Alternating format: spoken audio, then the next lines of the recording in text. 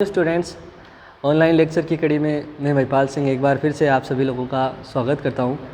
तो अपन जो blood transfusion के बारे में बात कर रहे थे, ये जो दो वर्ड है BT, इसके बारे में बात कर रहे थे कि हर एग्ज़ाम में इनसे 2 नंबर का क्वेश्चन अवश्य आता है। 2 वर्ड और 2 नंबर का क्वेश्चन हमेशा एग्ज़ाम में इससे आता है। अपन ने कल बात की थी कि ब्लड ट्रांसफ्यूज़न क्या हो सकता है, या तो वूल ब्लड हो सकता है, या तो क्या हो सकता है, वूल ब्लड हो सकता है, या फिर ब्लड के कुछ एलिमेंट्स हो सकते हैं, या फिर इसके कुछ कंपोनेंट हो सकते हैं जिनको ट्रांसफ्यूज़ करते हैं। अपन ने बात की थी कि ब्लड को जैसे अपन ने डिवाइड किया था, तो एक तरफ था तो प्लाज्मा जो 55% था,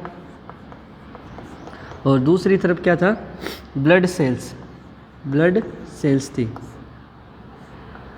तो ब्लड सेल्स के अंदर अपन ने बात की थी RBC, WBC और प्लेटलेट की, ठीक है। प्लाज्मा और ब्लड सेल्स, इसमें तीनों सेल्स थी। ब्लड सेल्स के अंदर RBC, WBC और प्लेटलेट, RBC, WBC और प्लेटलेट। और प्लाज्मा के अंदर अपन ने बात की कि प्लाज्मा के अंदर क्या होता है, प्लाज्मा प्रोटीन होती है, प्लाज्मा प्रोटीन होती है। प्लाज्मा प्रोटीन में अपन ने बात की थी कि 3 प्लाज्मा प्रोटीन थी। मोस्ट अबेंडेड एल्बुमिन थी, इसके अलावा ग्लोबुमिन थी, ये 7% पाई जाती है, ग्लोबुमिन, और फाइब्रिनोजन जो कि एक प्रकार का क्लोटिंग फैक्टर है, ठीक है। प्लाज्मा के अंदर बात की थी प्लाज्मा प्रोटीन्स के बारे में, और इसके अलावा इसमें क्या था, 90.5% क्या था, वाटर था, और 2% जो अदर इलेक्ट्रोलाइट्स वगैरह वो चीज़ें ब्लड के अंदर मौजूद थी। तो अपन ने बात की थी, या तो अपन क्या कर रहे हैं, वूल ब्लड को क्या कर रहे हैं, ट्रांसफ्यूज़ कर रहे हैं। मतलब एक व्यक्ति से एक हेल्थी पर्सन से ब्लड लिया गया, उसको स्टोर किया, या तो या डायरेक्ट फ्रेश ब्लड लिया, उसको अपन ने एक अनहेल्थी या एक रिक्वायर्ड पर्सन है या कोई एनीमिक पर्सन है उसको ट्रांसफ्यूज किया। या तो क्या था, वूल ब्लड, या फिर किया अपन ने ब्लड सेल्स, इसमें अपन RBC कर रहे थे, WBC कर रहे थे, या प्लेटलेट कर रहे थे, ठीक है। इसके अलावा अपन ने बात की थी, इसके अलावा प्लाज्मा प्रोटीन्स के प्लाज्मा प्रोटीन अपन कर सकते हैं क्या, ट्रांसफ्यूज़ कर सकते हैं पेशेंट के अंदर। अगर किसी पेशेंट में प्रोटीन एनर्जी माल न्यूट्रिशन है, प्रोटीन की डिफिशियंसी है, उस कंडीशन के अंदर ऑस्मोटिक प्रेशर काफ़ी डिक्रीज है, उस कंडीशन के अंदर। या फिर प्लाज्मा के अंदर अपन ने 2 चीज़ की थी कि या तो प्लाज्मा के अंदर क्या है, वाटर के अलावा सिर्फ क्लोटिंग फैक्टर है। प्लाज्मा के अंदर वाटर तो ही, तो प्लाज्मा के अंदर क्या है, ये वाटर प्लस जो भी क्लोटिंग फैक्टर है, क्लोटिंग फैक्टर है। तो इस आधार पे अपन ने बताया था कि क्या है, या तो फ्रेश फ्रोजन प्लाज्मा है, या तो क्या है, फ्रेश फ्रोजन प्लाज्मा है, और या फिर क्या हो सकता है, क्रायोप्रिसिपिटेट, क्रायोप्रिसिपिटेट, फ्रेश फ्रोजन प्लाज्मा या क्रायोप्रिसिपिटेट, इन दोनों के बारे में अपन ने बात की थी। और अपन ने सारी ब्लड सेल्स के बारे में बात कर ली, कितना अमाउंट होता है, क्या ड्यूरेशन होता है, क्या स्टोरेज टेम्परेचर होता है, क्या टाइम होता है, क्या इसका लाइफ साइकिल होता है। तो आज अपन बात करेंगे इसके कॉम्प्लिकेशंस के बारे में, ठीक है। कॉम्प्लिकेशंस के बारे में अपन बात करेंगे कि जो ब्लड ट्रांसफ्यूज़न करते हैं तो क्या कॉम्प्लिकेशन हो सकता है। तो सबसे पहले अपन कॉम्प्लिकेशन के बारे में बात करते हैं, तो उससे पहले अपन इसके जो प्रोसीजर है उसके बारे में बात कर लेते हैं। जो ब्लड ट्रांसफ्यूज़न का जो प्रोसीजर है, पहले उसके बारे में बात कर लेते हैं, प्रोसीजर के बारे में। तो आपको पता है सबसे महत्वपूर्ण चीज़ क्या होती है, कोई भी अपन प्रोसीजर शुरू करते हैं, जहाँ पे अपन क्या करें, जैसे ब्लड ट्रांसफ्यूज़न कर रहे हैं या कोई सर्जरी कर रहे हैं, तो इनमें क्या करते हैं, पेशेंट का रिटन कंसेंट लेते हैं, ठीक है। क्या करते हैं, पेशेंट का रिटन कंसेंट लेते हैं, पेशेंट का रिटन कंसेंट लिया जाता है। और ये रिटन कंसेंट का काम कौन होता है, कौन का होता है, डॉक्टर साहब का होता है। ये डॉक्टर करते हैं रिटन कंसेंट, या फिर क्या बोल सकते हैं, सर्जन। अगर क्वेश्चन में आए रिटन कंसेंट कौन लेता है, अगर कोई सर्जरी से पहले, सर्जन, या फिर अपन क्या बोल सकते हैं, डॉक्टर। नर्स का काम नहीं होता। इसके अलावा अपन को क्या चाहिए, रिटन कंसेंट के अलावा सबसे पहले पेशेंट का रिटन कंसेंट लेंगे। पेशेंट को पूछेंगे कि ब्लड ट्रांसफ्यूज़न कर रहे हो नहीं कर रहे हो, रिटन कंसेंट, उसके साइन वगैरह, उसकी अनुमति। अगर बच्चा है तो बच्चे के पेरेंट्स से, लीगल गार्जियन से, लुनाटिक पेशेंट है तो उसके भी जो भी लीगल गार्जियन है या उसके हस्बैंड है उससे, ठीक है। रिटन कंसेंट के अलावा दूसरी बात होती है अपन को क्या चाहिए, ब्लड बैग चाहिए, ब्लड बैग चाहिए। ये जो ब्लड बैग लेते हैं, इस ब्लड बैग के ऊपर अपन चेक करते हैं, ब्लड बैग के ऊपर अपन चेक करते हैं डेट, क्या डेट है, किस डेट का है, और जो ब्लड प्रोडक्ट है, जो अपन ने ब्लड प्रोडक्ट मंगाया वो है या नहीं है, एक्चुअल वही होना चाहिए, ठीक है। तो अपन डेट भी देखते हैं कि कब का है ये, और क्या प्रोडक्ट है, ब्लड प्रोडक्ट जो अपन ने मंगाया है। इसके अलावा अपन को ब्लड ट्रांसफ्यूजन सेट चाहिए, इसके अलावा आईवी कैनुला चाहिए। ब्लड ट्रांसफ्यूजन करने के लिए ब्लड ट्रांसफ्यूजन सेट चाहिए, बीटी सेट चाहिए, आईवी कैनुला चाहिए और आईवी लाइन चाहिए अपन को। आईवी कैनुला अपन मोस्टली 18 नंबर का जो ग्रीन कलर का होता है, 18 गोज का होता है कैनुला, वो यूज करते हैं ब्लड ट्रांसफ्यूजन के लिए। और अगर रिकरेंट ब्लड ट्रांसफ्यूजन हो रहा है किसी पर्सन में, रिकरेंट ब्लड ट्रांसफ्यूजन हो रहा है, तो उसके अंदर अपन 20 का जो पिंक कलर का है वो भी कैनुला अपन यूज कर सकते हैं, ठीक है। तो ये चीज़ें ध्यान रखनी है। और बच्चा है, चाइल्ड है, तो उसके अंदर 22 से 24 गोज का कैनुला, येलो या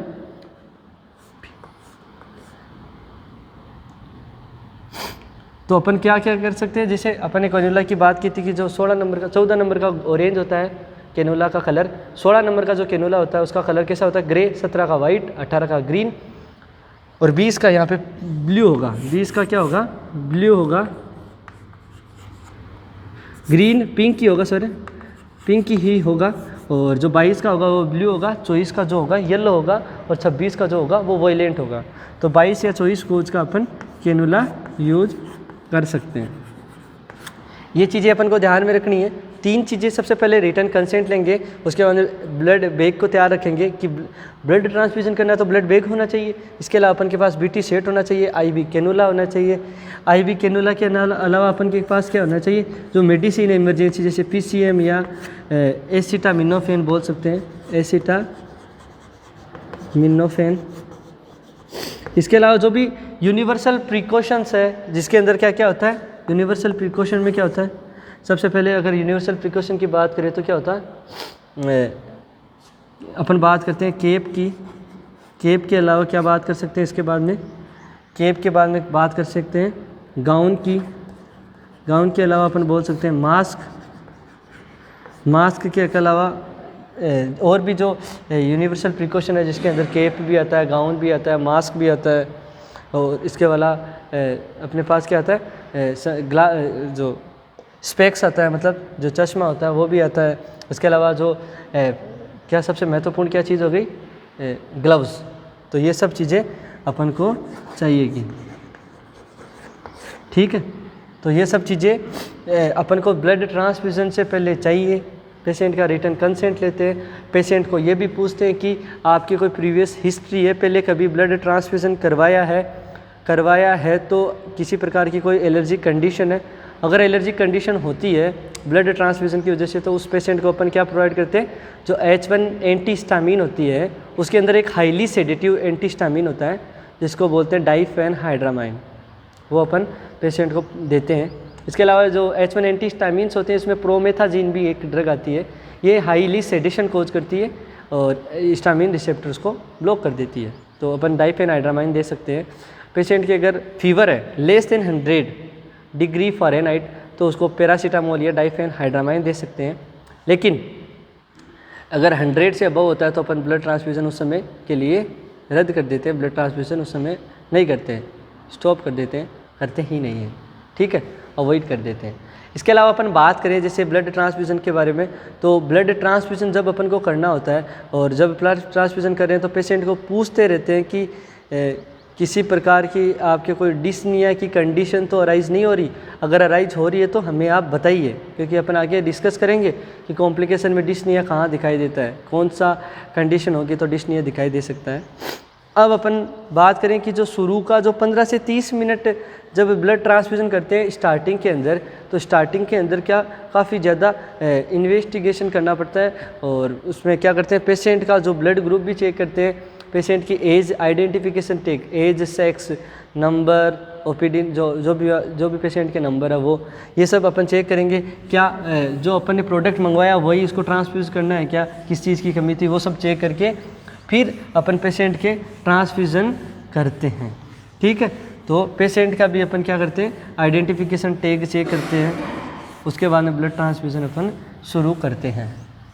ठीक है, इसके अलावा अपन बात करें ब्लड ट्रांसफ्यूज़न के अंदर ही, तो पेशेंट का जो रिटर्न कंसेंट लेने के बाद में भी अपन को कुछ चीज़ें ध्यान में रखनी पड़ती है कि जैसे शुरुआत करते हैं अपन जब कभी भी ब्लड ट्रांसफ्यूज़न की, तो ट्रांसफ्यूज़न में क्या होता है कि जो स्टार्टिंग होता है, स्टार्टिंग में अपन क्या करते हैं, जो पेशेंट को जब भी ब्लड देना होता है तो अपन किसी प्रकार की कोई हीमोलाइटिक रिएक्शन ना हो, मतलब कोई भी ट्रांसफ्यूज़न रिएक्शन ना हो, उससे प्रिवेंट करने के लिए, उससे अपन को प्रिवेंट करने के लिए अपन क्या करते हैं, ट्रांसफ्यूज़न रिएक्शन से प्रिवेंट करने के लिए पेशेंट का जो शुरू का जो स्टार्टिंग में जब ब्लड ट्रांसफ्यूज़ करते हैं तो स्लो करते हैं। जो रेट होती है वो होती है शुरू के जो 15 से 30 मिनट तक अपन क्या करते हैं, पेशेंट को ऑब्जर्व करते रहते हैं, नियरली ऑब्जर्व करते हैं, पास से पेशेंट को ऑब्जर्व करते रहते हैं, कोई मतलब एलर्जिक रिएक्शन के साइन सिम्टम्स तो नहीं दिखाई दे रहे, तो ये चीज़ें देखनी पड़ती है। और 15 से 30 मिनट जो फ्लो रेट होगा वो 5 से 10 ml पर मिनट होगा, 5 से 10 मिनट में 5 से 10 मिनट में क्या करेंगे, बहुत ही स्लो इन्फ्यूज़ करेंगे। जो 5 to 10 जो मिनट है उसके अंदर क्या करेंगे, बहुत ही स्लो इन्फ्यूज़ करेंगे। यहाँ पे सिर्फ 1 ml तक अपन धीरे धीरे फ्लो रेट रखेंगे, 1 ml तक अपन क्या रखेंगे, फ्लो रेट रखेंगे। काफ़ी धीरे अपन को ब्लड ट्रांसफ्यूज़ करना होता है, क्योंकि यहाँ पे क्या कोई भी हीमोलाइटिक रिएक्शन ना हो। उन हीमोलाइटिक रिएक्शन को अपन चेक करने के लिए क्या करते हैं, शुरू में क्या करते हैं, काफ़ी धीरे ब्लड ट्रांसफ्यूज़न करते हैं। और इससे फ़ायदा क्या होता है कि पेशेंट में कोई भी प्रॉब्लम नहीं हो, पेशेंट में कोई भी प्रॉब्लम नहीं हो। अगर अपन को पूछे कि फ्लो रेट क्या रखनी है, तो अपन को इस 30 मिनट के दौरान सिर्फ क्या करना है, ये 5 से 10 ml ब्लड ही ट्रांसफ्यूज़ करना है, 5 से 10 ml ब्लड ही क्या करना है, ट्रांसफ्यूज़ करना होगा। तो ये चीज़ महत्वपूर्ण है, ये चीज़ अपन को ध्यान में रखनी है कि जो 5 से 10 ml ब्लड ही देना है शुरू की 30 मिनट में, क्योंकि ट्रांसफ्यूज़न रिएक्शन ना हो उसको चेक करने के लिए। इसके अलावा अपन बात करें ट्रांसफ्यूज़न रिएक्शन को अवॉइड करने के लिए अपन क्या कर सकते हैं। ट्रांसफ्यूज़न रिएक्शन को जब भी अवॉइड करनी होती है तो पेशेंट का जो प्लाज्मा होता है उसको जो डोनर्स होता है उसके प्लाज्मा से क्या करते हैं, मैच करते हैं। ट्रांसफ्यूज़न रिएक्शन को अपन अवॉइड करने के लिए जो पेशेंट का प्लाज्मा है उसको डोनर के प्लाज्मा से क्या करते हैं, मैच करते हैं। तो ये तो अपना था प्रोसीजर में अपन ने जो बारीकी चीज़ें थी उसके बारे में पढ़ा। अब अपन बात करते हैं कॉम्प्लिकेशन के बारे में कि क्या कॉम्प्लिकेशन हो सकता है, ब्लड ट्रांसफ्यूज़न का क्या कॉम्प्लिकेशन हो सकता है।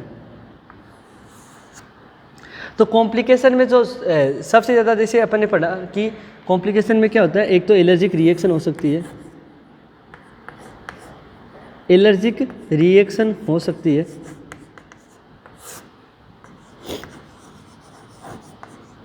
एलर्जिक रिएक्शन पेशेंट के हो सकती है। और अपन ने बात की कि एलर्जिक रिएक्शन होती है तो क्या होता है, एलर्जिक रिएक्शन का कोच कौन होता है, हिस्टामीन होता है। हिस्टामीन होता है, जहाँ पे हिस्टामीन होता है वहाँ पे क्या होता है, वेजोडाइलेशन होता है, वेजोडाइलेशन होता है।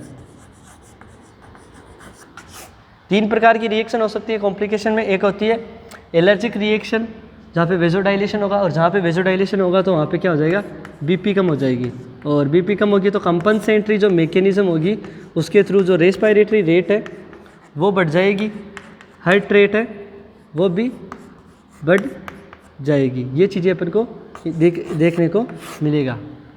ये कब है, एलर्जिक रिएक्शन में। और इस एलर्जिक रिएक्शन के जब भी पेशेंट के एलर्जिक रिएक्शन होती है तो उससे पहले अपन पेशेंट को पहले भी पेशेंट का कंसेंट ले रहे थे कि आपका प्रीवियस कोई हिस्ट्री है ऐसी, और हिस्ट्री है तो हमें बताइए। और अगर एलर्जिक रिएक्शन की प्रॉब्लम है तो अपन क्या कर रहे हैं, पेशेंट को जो ऐसे डाइफेनहाइड्रामाइन जैसी मेडिसिन पहले से प्रोवाइड कर रहे हैं। इसके अलावा अपन बात करें एलर्जिक रिएक्शन के अलावा हो सकती है यहाँ पे फिब्राइल रिएक्शन।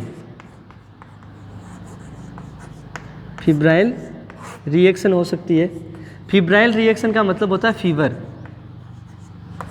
फीवर होता है मतलब इंक्रीज टेम्परेचर होता है। टेम्परेचर इंक्रीज होता है तो सबको पता है मेटाबॉलिक रेट बढ़ती है, और मेटाबॉलिक रेट बढ़ने से हार्ट रेट और रेस्पिरेटरी रेट दोनों ही क्या होती है, इंक्रीज होती है, दोनों ही इंक्रीज होती है। और जब टेम्परेचर 100 डिग्री फ़ारेनहाइट से ज़्यादा है तो अपन ट्रांसफ्यूज़न को स्टॉप कर देंगे। ट्रांसफ्यूज़न को क्या कर देंगे, स्टॉप कर देंगे। अगर उससे कम है मतलब 98.6 टू लेके 98.6 टू लेके 99 तक है, 99.9 तक है, तब तो क्या करेंगे अपन उसको PCM दे देंगे या डाइफेनहाइड्रामाइन दे देंगे और ट्रांसफ्यूज़न चलता रहेगा। ठीक है, तो दूसरी रिएक्शन थी, पहली एलर्जिक रिएक्शन, दूसरी थी फिब्राइल रिएक्शन। इसके अलावा अपन बात करें तीसरी जो महत्वपूर्ण रिएक्शन है उसके बारे में। दो रिएक्शन हो गई, एलर्जिक रिएक्शन, दूसरी थी फिब्राइल रिएक्शन, और तीसरी जो महत्वपूर्ण रिएक्शन है उसको क्या बोलते हैं, देखो तीसरी जो होती है ट्रांसफ्यूजन रिएक्शन। ट्रांसफ्यूजन रिएक्शन, और इससे रिगार्डिंग क्वेश्चन भी आया हुआ है कई बार एग्जाम में कि ट्रांसफ्यूजन रिएक्शन का दूसरा नाम क्या होता है। ट्रांसफ्यूजन रिएक्शन को अपन क्या बोलते हैं, haemolytic reaction. Haemolytic reaction, transfusion reaction को दूसरे नाम से जानते हैं हीमोलाइटिक रिएक्शन के नाम से। ट्रांसफ्यूजन रिएक्शन या हीमोलाइटिक रिएक्शन में क्या होता है, मतलब जैसे ब्लड ट्रांसफ्यूजन कर रहे हैं उस समय जो अपना जो ब्लड सेल्स होती है उनका क्या हो रहा है, ब्रेक डाउन हो रहा है, हीमोलाइसिस हो रहा है, RBC का क्या हो रहा है, ब्रेक डाउन हो रहा है। और हीमोलाइटिक रिएक्शन के अंदर अगर पूछे कि फर्स्ट साइन हीमोलाइटिक रिएक्शन का क्या होता है, अगर आपको कोई पूछे कि फर्स्ट साइन क्या होता है हीमोलाइटिक रिएक्शन का या ट्रांसफ्यूजन रिएक्शन का, तो यहाँ पे क्या बोलोगे आप, चिल्स या सीवरिंग। चिल्स या सीवरिंग, अगर ऑप्शन में आता है चिल्स या सीवरिंग तो आपको इनमें से एक को टिक करना होगा। दोनों आता है तो ऐसे साथ में आएगा चिल्स या सीवरिंग, तो इसको टिक करना होगा। इसके अलावा क्या हो सकता है, चिल्स होगा, सीवरिंग होगा, इसके अलावा यहाँ पे बेक एक हो सकता है, बेक एक हो सकता है, 2 नंबर पे हो सकता है यहाँ पे डिस्निया हो सकता है,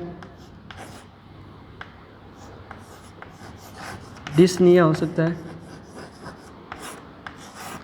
लेकिन आपको ध्यान रखना है कि जब कभी भी हीमोलाइटिक रिएक्शन होगी तो फर्स्ट साइन अगर को पूछा जाए आपको कि हीमोलाइटिक रिएक्शन में फर्स्ट साइन क्या होगा, तो आपको क्या बताना है, चिल्स या सीवरिंग आपको बताना है। चिल्स या सीवरिंग आपको बताना है। ठीक है, अब यहाँ पे क्या हो रहा है, तीनों साइन सिम्टम्स दिखाई दे रहे हैं। ये तो अपन नॉर्मल पेशेंट की बात कर रहे थे कि जब कभी भी ब्लड ट्रांसफ्यूज करते हैं तो क्या होता है, ट्रांसफ्यूजन रिएक्शन अगर देखने को मिलती है, हीमोलाइटिक रिएक्शन देखने को मिलती है, तो फर्स्ट साइन नॉर्मल पर्सन के अंदर क्या होगा, चिल्स या शिवरिंग होगा। इसके अलावा सेकंड नंबर डिस्निया हो सकता है, थर्ड नंबर बेक एक हो सकता है। और अगर बात करें अगर अनकॉन्शियस पेशेंट है, पेशेंट क्या है, अनकॉन्शियस है, अनकॉन्शियस पेशेंट में क्या करेंगे, अनकॉन्शियस पेशेंट में सबसे पहले जो साइन होगा वो चेक करेंगे। सबसे पहले जो साइन होगा ट्रांसफ्यूजन रिएक्शन या हीमोलाइटिक रिएक्शन का, वो क्या होगा, रेडनेस, रेडनेस। सबसे पहले क्या होगा, रेडनेस होगा। इसके अलावा और भी साइन सिम्टम्स हो सकते हैं ट्रांसफ्यूजन के अलावा। ट्रांसफ्यूजन में क्या हो सकता है, इचिंग हो सकता है। ट्रांसफ्यूजन रिएक्शन अगर एलर्जिक रिएक्शन की वजह से हो रही है तो वो क्या बोलते हैं इसको, अगर एलर्जिक रिएक्शन हो रही है, एलर्जिक रिएक्शन में हिस्टामिन रिलीज होगा और हिस्टामिन क्या करता है, वेजो डायलेशन और ब्रोंको कॉन्स्ट्रिक्शन। और जब भी ब्रोंको कॉन्स्ट्रिक्शन होगा मतलब अस्थमा की कंडीशन आएगी और उसमें आपको विजिंग साउंड भी सुनने को मिल सकता है। तो इचिंग वगैरह, विजिंग साउंड वगैरह, ये सब आपको देखने को मिलता है। तो ये चीज़ें आपको ध्यान में रखना है। इसके अलावा ट्रांसफ्यूजन रिएक्शन में रेडनेस देखने को मिलेगी यहाँ पे। इसके अलावा आपको देखने को मिलेगा तो मोस्ट कॉमन देखें यहाँ सबसे पहले अगर अनकॉन्शियस पेशेंट में देखें तो रेडनेस होगा।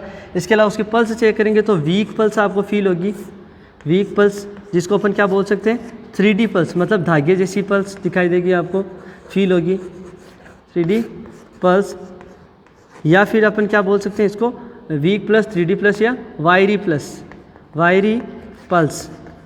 तो एक की पल्स के नाम है वीक पल्स, 3D पल्स और वायरी पल्स। मतलब अनकॉन्शियस पेशेंट है तो सबसे पहले हेमोलाइटिक रिएक्शन या ट्रांसफ्यूजन रिएक्शन में आपको देखने को मिलेगा रेडनेस, उसके बाद में आपको पल्स चेक करोगे तो वीक या 3D या वायरी पल्स देखने को मिलेगी। क्योंकि अपन जो एडल्ट होता है उसके अंदर जो क्या करते हैं ट्रांसफ्यूजन करते हैं वो 4 आर्म से कर सकते हैं। जो वेन चुननी अपन को सेलेक्ट करनी है वो 4 आर्म की वेन हो सकती है, जबकि न्यूबॉर्न होगा तो वहाँ पे क्या करेंगे अम्बिलिकल वेन को अपन यूज कर सकते हैं। न्यूबॉर्न इन्फेंट है वहाँ पे अपन अम्बिलिकल वेन को चूज कर सकते हैं, किसके लिए, ब्लड ट्रांसफ्यूज़न के लिए। तो ये चीज़ें भी ध्यान रखने वाली बातें होती है, तो इनको भी अपन क्या रखते हैं ध्यान में रखते हैं। तो ट्रांसफ्यूजन रिएक्शन के बारे में बात की। अब बात करते हैं ट्रांसफ्यूजन रिएक्शन के अंदर, ये तो क्या था फर्स्ट साइन की बात थी। अब नर्स की क्या रिस्पॉन्सिबिलिटी होती है जब कभी भी ट्रांसफ्यूजन रिएक्शन होती है तब। तो देखो नर्स की क्या रिस्पॉन्सिबिलिटी होगी जब भी अगर ट्रांसफ्यूजन रिएक्शन होगी। तो कुछ लोग हड़बड़ा के डॉक्टर के पास जाते हैं, लेकिन ऐसा नहीं करते हैं। एक समझदार नर्स क्या करती है, सबसे पहले क्या करेगी ट्रांसफ्यूजन को रोकेगी, रोक के जो अपन ने IV सेट लिया है उससे जो नॉर्मल सलाइन है 9% उसको कंटिन्यू कर देगी। IV ब्लड ट्रांसफ्यूजन तो रोकेगी और IV सेट से क्या देगी जो NS है 0.9% वो शुरू कर देगी और उसके बाद में वो डॉक्टर को इन्फॉर्म करेगी। ठीक है, तो ये चीज़ें अपन को ध्यान में रखनी होती है। दूसरी बात है, ये तो ट्रांसफ्यूजन रिएक्शन की बात हो गई जिसको अपन हीमोलाइटिक रिएक्शन के नाम से जानते हैं। महत्वपूर्ण बातें क्या थी यहाँ पे, ट्रांसफ्यूजन रिएक्शन का दूसरा नाम हीमोलाइटिक रिएक्शन। दूसरी बात, ट्रांसफ्यूजन में कौन से गेज का कैनुला यूज करते हैं, बच्चे के अंदर, एडल्ट के अंदर, ये बात ध्यान में रखना है।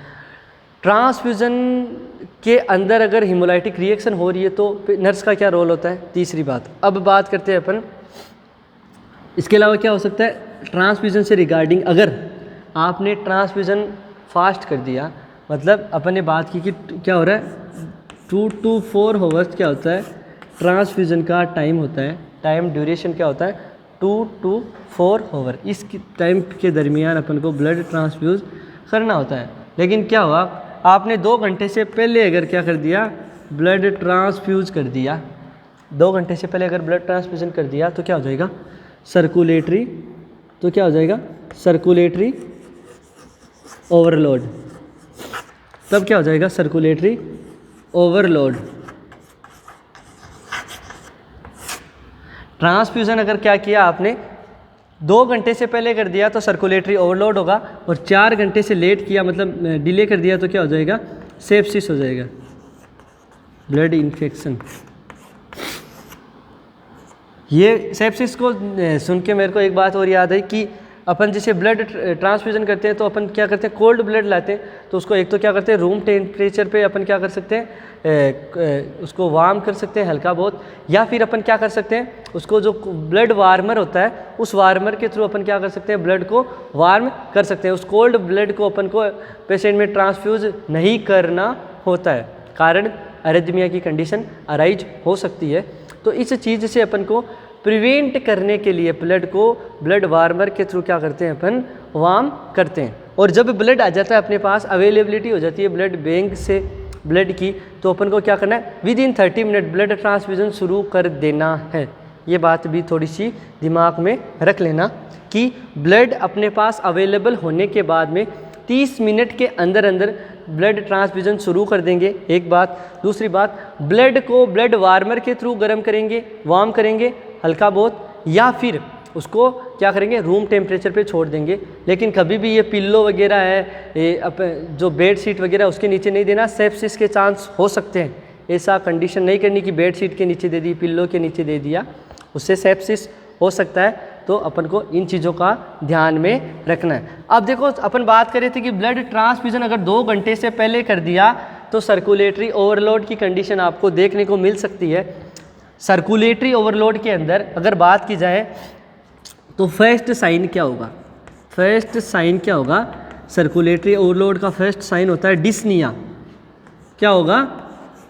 Dyspnoea, difficulty in breathing. First sign circulatory overload का क्या होता है? डिस्निया। इसके अलावा सर्कुलेटरी ओवरलोड का साइन क्या हो सकता है? जुगुलार वेन डिस्टेंशन। जुगुलार, जो अपन ने पढ़ा था किसमें?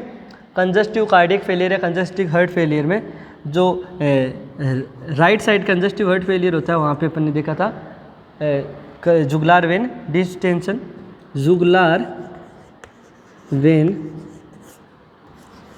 डिस्टेंशन।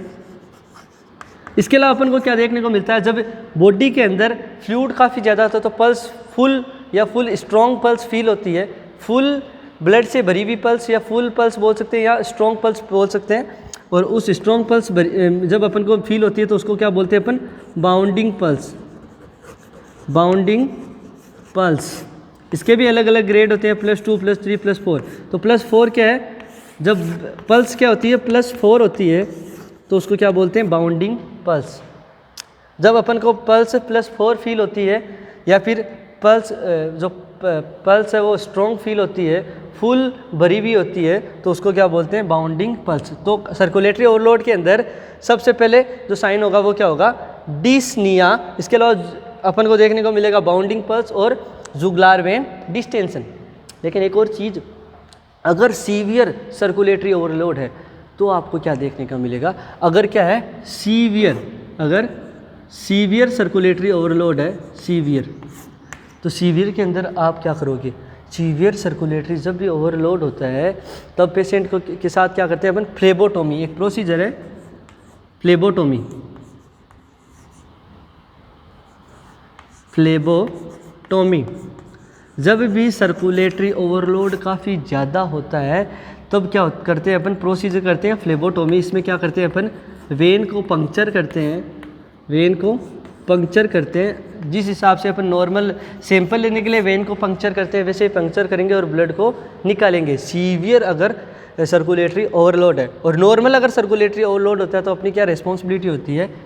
जो ट्रांसफ्यूजन रेट है उसको स्लो कर देंगे। जो ट्रांसफ्यूजन जो रेट है उसको क्या कर देंगे? स्लो। ना कि ट्रांसफ्यूजन को रोकेंगे, स्टॉप नहीं करेंगे, ट्रांसफ्यूजन रेट को स्लो करेंगे।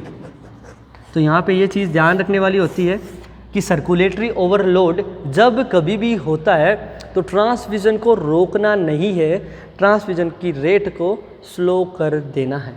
तो ये चीज़ भी ध्यान में रखने वाली है। सीवियर सर्कुलेटरी ओवरलोड तो फ्लेबोटोमी करेंगे, मतलब वेन को पंक्चर करके ब्लड को निकालेंगे। तो ये चीज़ भी आपको ध्यान में रखनी है। जो महत्वपूर्ण बातें होती है वो दिमाग में रखा करो। और अब इसमें अपन क्या करते हैं? ट्रांसफ्यूजन को स्लो कर दिया। इसके अलावा अपन कर सकते हैं पेशेंट को जो अपराइट पोजीशन, जिसको सिटिंग पोजीशन बोलते हैं, सिटिंग पोजीशन दे सकते हैं। पहला तो क्या था? Slow rate of transfusion. दूसरा था अपराइट पोजीशन। अपराइट मतलब सेमी फाउलर पोजीशन। अपराइट मतलब सिटिंग पोजीशन के आसपास, सेमी फाउलर नहीं सॉरी, अपराइट मतलब सिटिंग पोजीशन। या फिर क्या कर सकते हैं? 2 नंबर से अपराइट पोजीशन। इसके बाद में अपन क्या करेंगे? Call the doctor. डॉक्टर को पुकारेंगे, डॉक्टर को बुलाएंगे, डॉक्टर को इन्फॉर्म करेंगे। तो ये नर्स के रोल होते हैं, इनको ध्यान में रखना ज़रूरी होता है क्योंकि आप नर्स हो, डॉक्टर मत बनना कभी।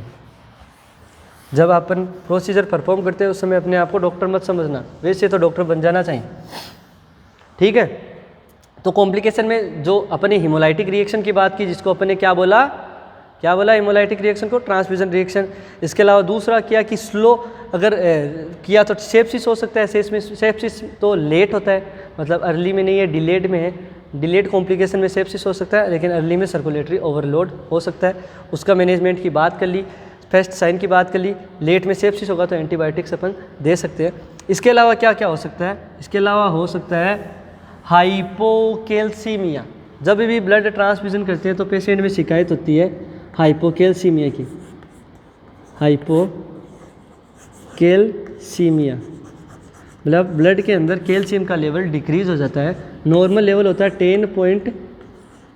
10.5 to 11 milliequivalent per litre, ये नॉर्मल होता है 10.5 टू 11, तो लेस देन 10.5 है तो अपन क्या बोल सकते हैं, हाइपोकैल्सीमिया। और जब कभी भी कैल्शियम का लेवल ब्लड के अंदर कम होगा तो अपन को क्या देखने का मिलेगा, मसल स्पाज्म, अपन को देखने को मिलता है मसल स्पाज्म या फिर hyper active muscle, hyper active muscle. Calcium की कमी से मसल स्पाज्म होता है या हाइपर एक्टिव मसल देखने को मिलता है अपन को। लेकिन ये तो नॉर्मल बात है, लेकिन अगर पूछे कि हाइपोकैल्सीमिया हुआ है पेशेंट में तो फर्स्ट साइन क्या होगा, तो हाइपोकैल्सीमिया का जो फर्स्ट साइन होगा वो क्या होगा, फर्स्ट साइन होगा अगर हाइपोकैल्सीमिया का पूछे तो वो क्या होगा, Chvostek sign, Chvostek sign. First sign hypocalcaemia का होगा चोवस्टिक साइन। चोवस्टिक साइन में क्या होता है, facial spasm, facial spasm.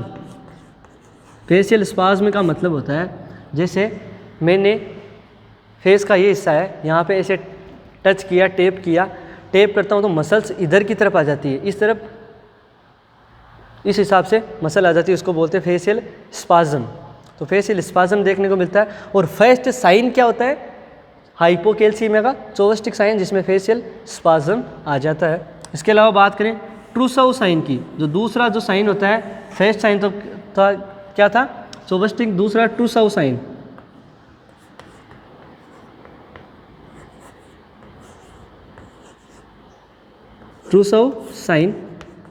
ट्रूसौ sign की बात करें तो यहाँ पे क्या होता है, ट्रूसौ साइन का अगर एक्यूरेट अगर अपन को असेसमेंट करना होता है तो अपन क्या करते हैं, ड्यूरिंग बीपी पेशेंट का जो हैंड है उसके अंदर क्या होगा, फ्लेक्शन होगा, मतलब जो हैंड का जो एंगल होगा वो कम होगा, ये एंगल है ये कम होगा। जैसे पेशेंट की जैसे बीपी कफ लगाया और बीपी चेक करे तो पेशेंट का हाथ ऐसे आके ऐसे आके ऐसे आके ऐसे आके ऐसे हो जाएगा, तो फ्लेक्शन हो रहा है पेशेंट के हाथ में। फ्लेक्शन का मतलब ये जो एंगल है हैंड के बीच में वो क्या हो रहा है, कम हो रहा है। तो अपन को बात पूछे कि ट्रूसौ साइन क्या होता है, तो क्या होता है, flexion of hand during BP, during taking BP या ड्यूरिंग टेकिंग बीपी या ड्यूरिंग बीपी प्रोसीजर बोल सकते हैं। तो ये बात भी अपन को ध्यान में रखनी है। कॉम्प्लिकेशन की बात कर ली हाइपोकैल्सीमिया की, हाइपोकैल्सीमिया क्यों हो रहा है ये भी तो बात ज़रूरी है ना, कि भाई साहब आपने बात कर ली कि ये ऐसा ऐसा होता है, ऐसा ऐसा देखने को मिलता है, लेकिन क्यों हो रहा है भाई, ब्लड ट्रांसफ्यूजन में ऐसा क्यों हो रहा है, तो ये होता है सिट्रेट की वजह से। सिट्रेट अपन ने बात की थी, सिट्रेट एक एंटीकोगुलेंट है जो ब्लड को स्टोर रखते हैं ब्लड बैंक में, तब काम में लेते हैं। ये सिट्रेट क्या करता है, कैल्शियम को अपने साथ बाइंड कर लेता है, कैल्शियम को अपने साथ बाइंड कर लेगा और एक्सक्रीट हो जाएगा बॉडी से, क्या हो जाएगा, एक्सक्रीट हो जाएगा बॉडी से। और जब सिट्रेट तो एक्सक्रीट हो रहा है, कैल्शियम और एक्सक्रीट हो रही है, तो कैल्शियम का लेवल बॉडी के अंदर डिक्रीज हो जाएगा और हाइपोकैल्सीमिया की कंडीशन आपको देखने को मिलती है। इसके अलावा आपको देखने को मिलेगा हाइपरकैलीमिया, आपको देखने को मिलेगा हाइपरकैलीमिया, हाइपरकैलीमिया।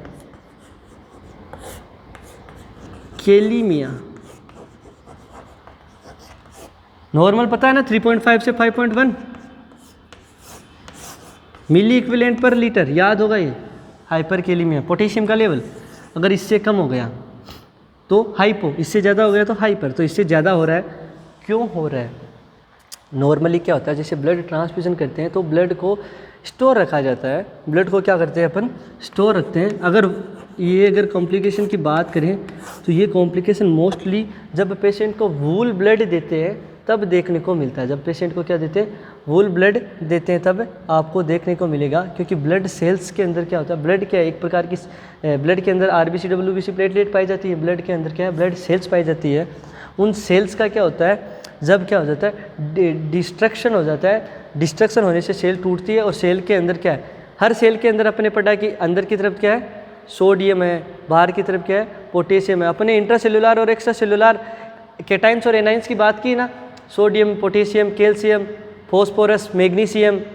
तो ये चीज़ें याद रखते हैं कि जो सेल है, सेल के अंदर क्या है, बाहर क्या है, सोडियम मेनली 135 से 145 मिली इक्विवेलेंट पर लीटर। इसके अलावा क्लोराइड नेगेटिव, एनाइंस क्या, क्लोराइड 97 से लेके 106 तक, ठीक है।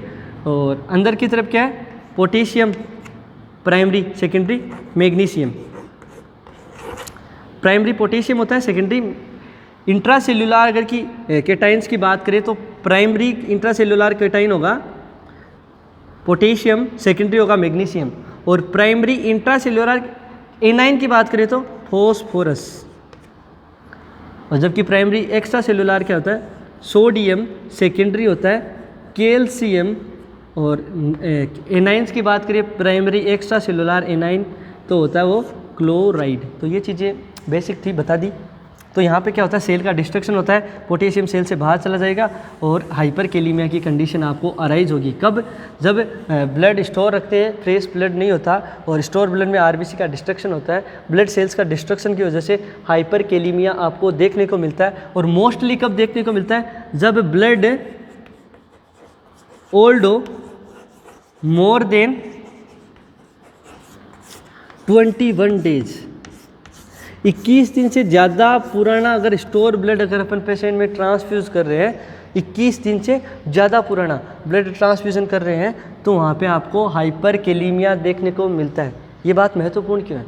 ये बात महत्वपूर्ण इसलिए क्योंकि अपनी बात की कि वूल ब्लड जब ट्रांसफ्यूज़न करते हैं तो भाई साहब उसका टाइम तो आपने ऐसे बताया था कि अपन इसको स्टोर कर सकते हैं 28 से लेके 35 दिन, 28 दिन से लेके 35 दिन तक अपन स्टोर कर सकते हैं, मैक्सिमम 35 दिन, मिनिमम 28 दिन तक तो रख ही सकते हैं। लेकिन यहाँ पे बात क्या करें कि 21 दिन से पुराना है तभी आरबीसी का या जो भी ब्लड सेल्स है मतलब उनका डिस्ट्रक्शन होना शुरू हो जाता है। क्योंकि सबसे कम लाइफ साइकिल तो अपन ने पढ़ा था प्लेटलेट का 7 to 10 डेज, डब्ल्यूबीसी का 13 to 20 डेज और उसका अपन ने पढ़ा था लाइफ साइकिल 120 डेज। लेकिन यहाँ पे स्टोर रखते हैं तो और साइकिल लाइफ साइकिल उनका कम हो जाता है और यहाँ पे डिस्ट्रक्शन शुरू हो जाता है ब्लड सेल्स के।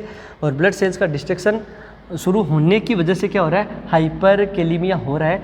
और अपन को ध्यान रखना है कि 21 दिन से अगर पुराना ब्लड है तो उस कंडीशन में आपको हाइपरकेलीमिया देखने को मिलेगा। तो ये हाइपरकेलीमिया आपको देखने को मिलता है।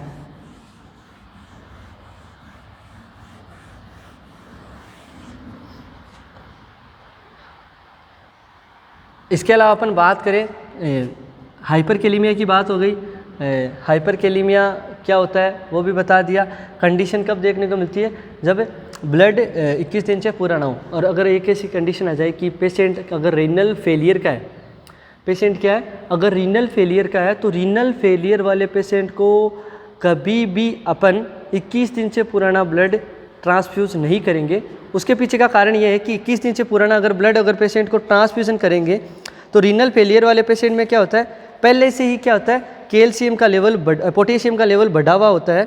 और बढ़े हुए लेवल की वजह से क्या हो सकता है, आपको देखने को मिलेगा पहले से ही हाइपरकेलीमिया। तो हाइपरकेलीमिया तो पहले से पेशेंट में रीनल फेलियर वाले में है और आपने फिर वापस 21 दिन पुराना ब्लड दे दिया तो और ज़्यादा पोटेशियम का लेवल बढ़ जाएगा। और पोटेशियम का लेवल और ज़्यादा बढ़ जाएगा तो पेशेंट में क्या साइन दिखाई देंगे, भाई केलीमिया हो गया तो क्या हो गया, आपको डिस्निया देखने को मिलेगा। डिस्निया आपको देखने को मिलेगा, मेजर मेटाबॉलिक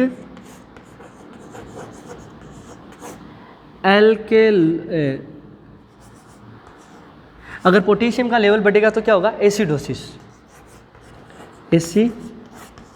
तो आपको एसिडोसिस की कंडीशन भी देखने को मिलेगी। तो ये बातें ध्यान रखने वाली चीज़ें हैं कि अपन क्या करते हैं। और इसके अलावा अपन अगर हाइपरकेलीमिया की कंडीशन काफ़ी ज़्यादा हद तक बढ़ जाती है तो इनका एंटीडोट